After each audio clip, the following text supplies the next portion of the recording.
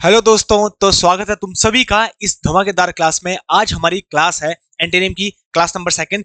20 minute में तुम्हारे जितने भी एंटोनिम हैं 20 की 20 वो याद करवा दूंगा शॉर्ट ट्रिक के साथ। पहला देखो, एक्विट। एक्विट का मतलब होता है बरी करना, किसी को छोड़ देना, बाइज्जत बरी कर देना। देखो इस पे आ भी रहा है क्विट, तो उसको ऐसे देखो, क्विट क्विट कर दिया हमने, छोड़ दिया। तो किसी को दोष मुक्त कर देना, तो उसको बोलते हैं एक्विट। और इसका अपोजिट होता है कंडेम करना, किसी पे आरोप लगाना, कन्विक्ट करना या ब्लेम करना। अब ब्लेम तो सबको पता है भाई, मेरे पे ब्लेम मत लगाओ, मतलब मेरे पे दोष मत लगाओ। कंडेम पे हमने ऐसे भी किया था, हम दोष लगाते हैं कि कौन था जिसने ये डैम बनाया खराब सा। अगर तुमने सिनोनिम की क्लास देखी होगी तो उस पर हमने किया था कंडेम, कौन था ये जिसने डैम बनाया था खराब सा। और कन्विक्ट भी इसी को बोलते हैं, जिसपे हम आरोप लगाते हैं, जो संदिग्ध होता है, सस्पेक्ट, कन्विक्ट, वही। तो एक है बरी करना और दूसरा है किसी पे आरोप लगाना।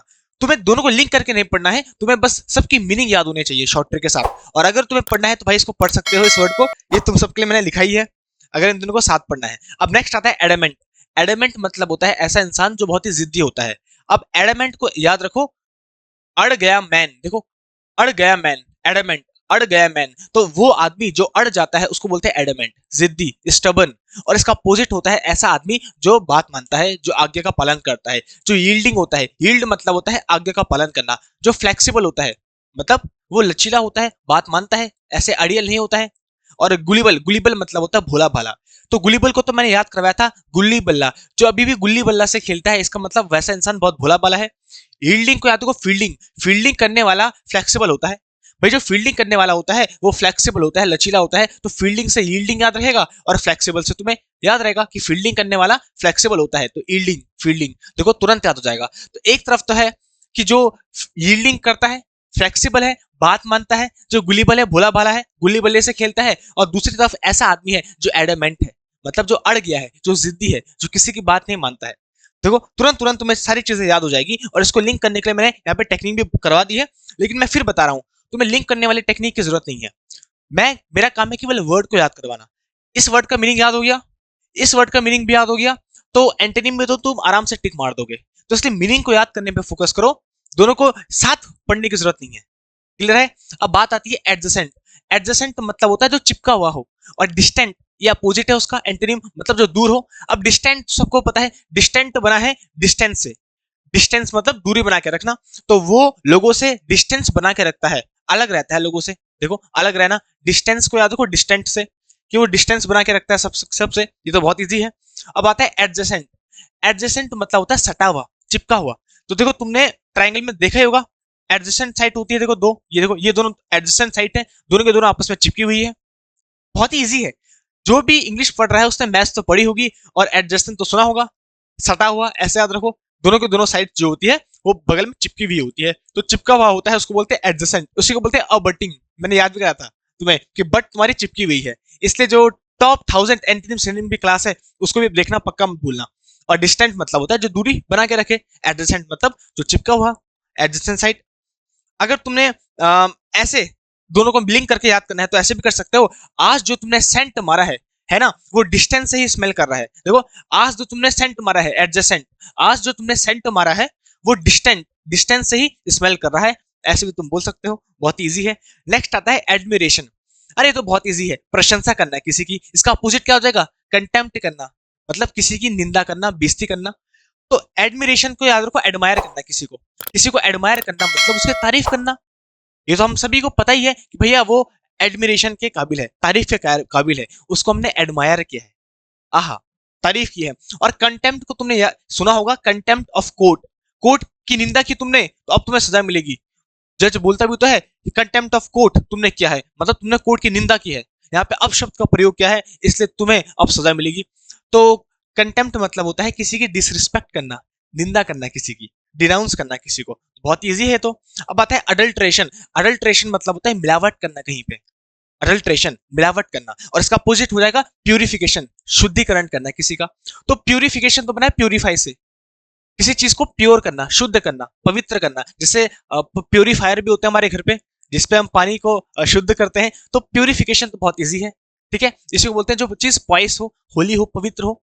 और अडल्ट्रेशन मतलब होता है मिलावट।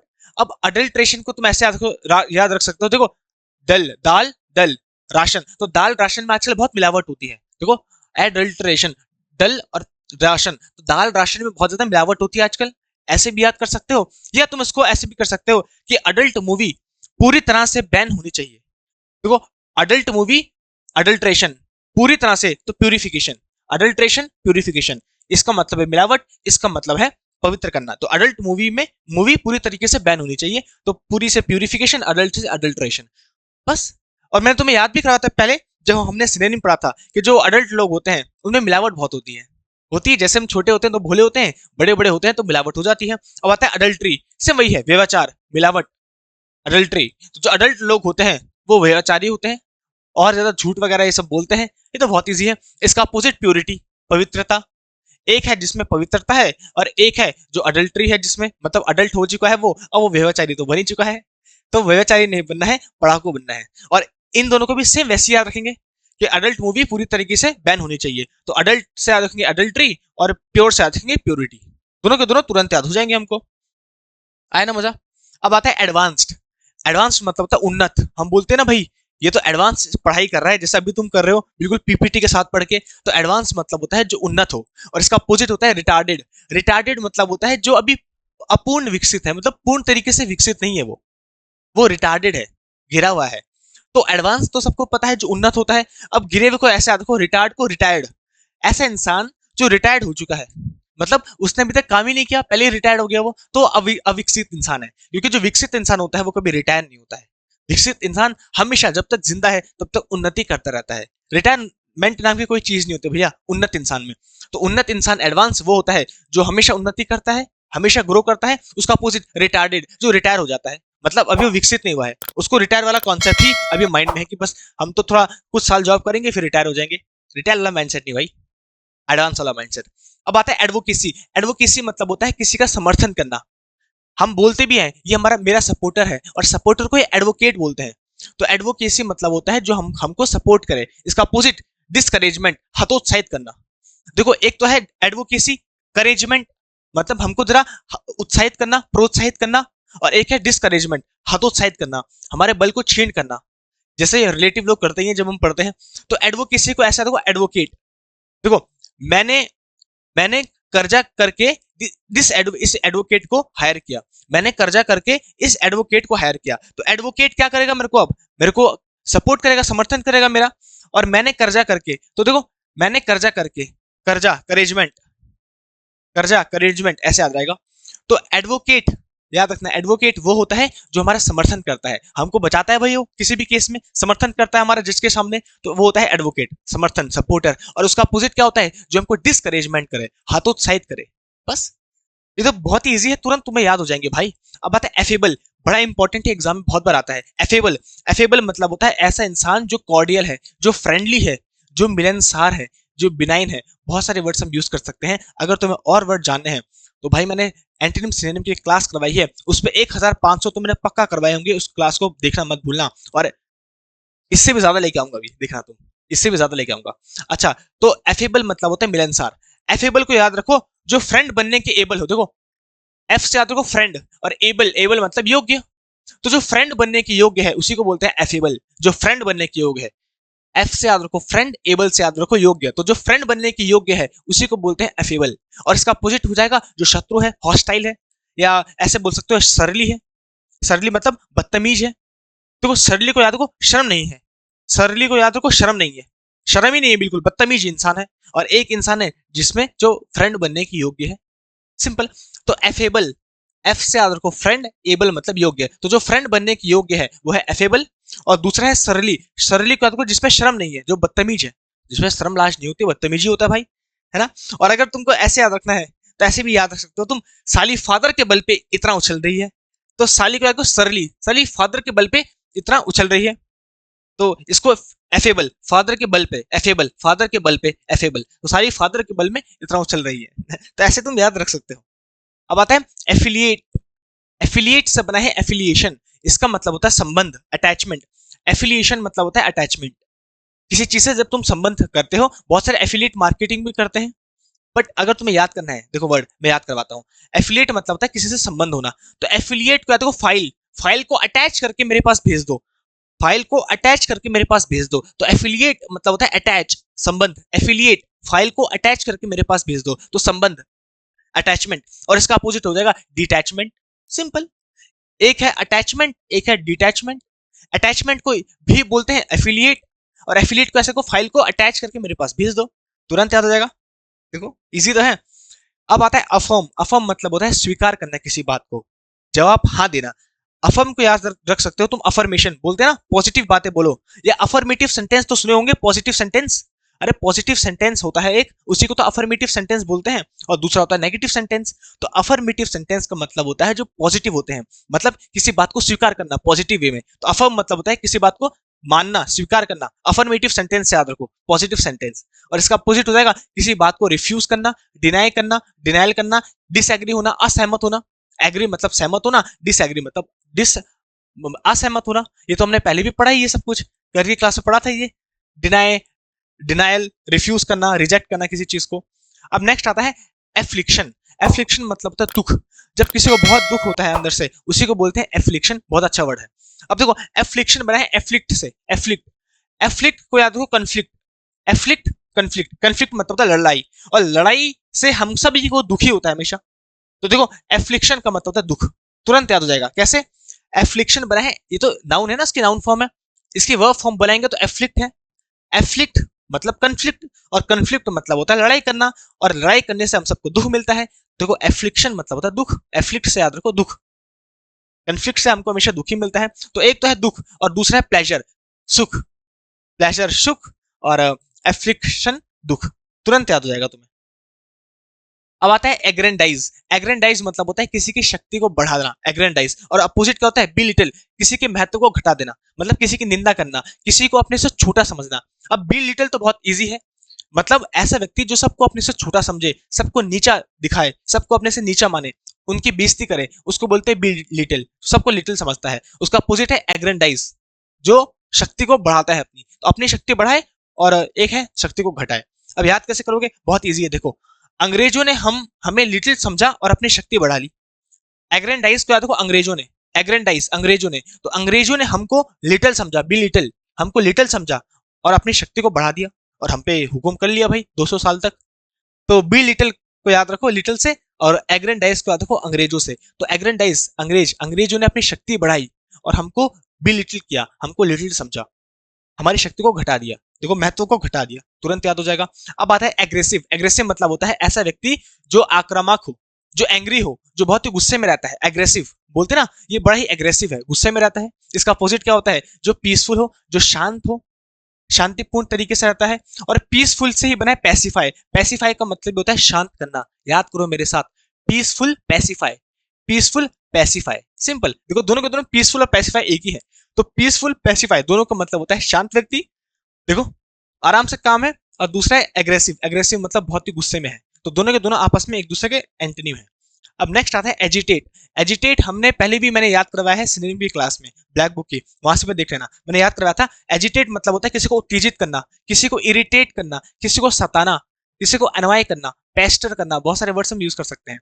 तो एजिटेट करना मतलब किसी को उत्तेजित करना, किसी को बहुत ज्यादा इरिटेट करना, परेशान करना। तो कैसे याद रखेंगे? वो लड़की हमेशा अजी अजी टेटे करती रहती है, ये पढ़ा था ना हमने। जैसे कोई मान लो वाइफ है तुम्हारी, तो डिली डिली हर रोज अजी सुनो, अजी सुनते हो, तो अजी अजी टेटे टेटे करके बहुत इरिटेट करती है, उत्तेजित करती है। तो उसको तो ऐसे याद रखेंगे। और इसका अपोजिट है पैसिफाई, अभी तो पढ़ा था, काम रहना, पैसिफाई रहना। पैसिफाई से याद रखा था पीसफुल रहना, शांत रहना। हम बोलती भी यार थोड़ी देर थोड़ा शांति बना के रख यार, बार बार अजी अजी सुनते हो, टेटे टेटे करती रहती है, तेरी टेटे टेटे खत्म ही नहीं होती कभी, तो हमेशा उत्तेजित करती रहती है। अरे भाई शांत तो होने दे। तो एक तरफ है एजिटेट करना, अजी अजी करके, टेट टेट करके बहुत परेशान करना, और एक तरफ है शांति बनाए रखना। बस एक तरफ है किसी को उत्तेजित करना, इरिटेट करना, परेशान करना, और एक तरफ है पैसिफाई। पैसिफाई मतलब पीसफुल, शांत करना, काम करना। इसी के लिए हम एक और वर्ड यूज कर सकते हैं, सिरेन। ये सारी नदियां शांत होती है, ऐसे तुम याद कर सकते हो। अब नेक्स्ट आता है एग्नि। एग्नि मतलब होता है दुख, दर्द, कष्ट, पीड़ा। तो एग्नि को ऐसे याद रखो कि भाई अग्नि में, आग में कोई जलेगा तो भाई कष्ट ही होगा। एग्नि को याद रखो अग्नि से, कि आग में अगर कोई जलेगा तो भाई कष्ट ही होगा। तो एग्नि मतलब होता है फिजिकल एंड मेंटल पेन, जो तुमको दुख दर्द मिलता है। और इसका अपोजिट क्या होता है? तुम्हें आनंद मिलता है, प्लेजर मिलता है, कंफर्ट मिलता है, आराम मिलता है। सबको पता ना, कंफर्टेबल मतलब आराम, आरामदायक। डिलाइट, डिलाइट मतलब जब तुम आनंद से भर जाते हो, तुम्हें खुशी होती है। और मैंने याद भी करवाया है, डे लाइट, दिन के लाइट में हम सब के सब खुश रहते हैं, खेलते हैं, कूदते हैं, तो डे लाइट ऐसे याद किया था। और एक्सटेसी, एक्सटेसी मतलब होता है परमानंद, ये भी मैंने तुम्हें याद करवाया था।